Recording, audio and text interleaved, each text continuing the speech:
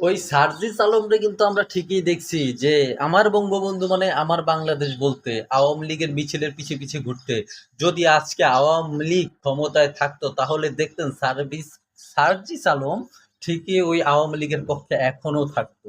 তখনও কিন্তু আওয়াজ তুলতো না যে আহ ফ্যাসিস্ট দোসর, তখন কিন্তু এই আওয়াজ তুলতো না।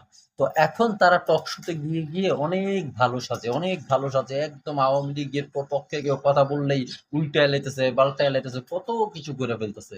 কিন্তু এই আওয়ামী লীগ থাকতে আওয়ামী লীগের মিছিলে যাইতো, ওই সভাপতি আছে সভাপতির সাথে সে সেলফি তুলতো, আরো কত রকমের কথা। আর এখন তারা আওয়ামী লীগ মুক্ত বাংলাদেশ চায়। আর তুমি তো আওয়ামী লীগের সাথে যুক্ত ছিলা, তুমি এখন মুক্ত চাও কিভাবে? তুমি তো নিজেই আওয়ামী লীগ ছিলা।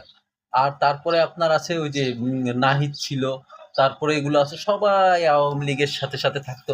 এখন তো মানে চোখের উপরে তো মানুষের একটা লজ্জা থাকা দরকার যে আমি কিভাবে এই কাজটা করতে পারি, যে কিভাবে তাকে সরাসরি না করতে পারি। আওয়ামী লীগের কথা শুনলেই আমার তেলে বেগুনে জ্বলে উঠতেছে শরীর। কেন ভাই, তুমিও তো নিজেও তো আওয়ামী লীগ করতা, তখন তোমার তেলে বেগুলো জ্বলে না? এগুলো মানুষজন সব বুঝে, তুমি যে একটা চতুর চালাক বেইমান মানুষ, এটা মানুষজন সব বুঝে গেছে।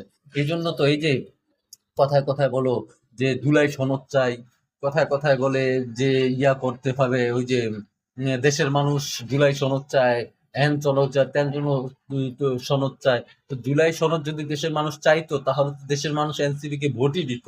জামাত এনসিপি কে তো ভোটই দিত যদি তোমাদের পক্ষে জনগণ থাকতো। তোমাদের পক্ষে তো কোনো জনগণই নাই, এই জন্য তো তোমাকে ভোট দেয় না।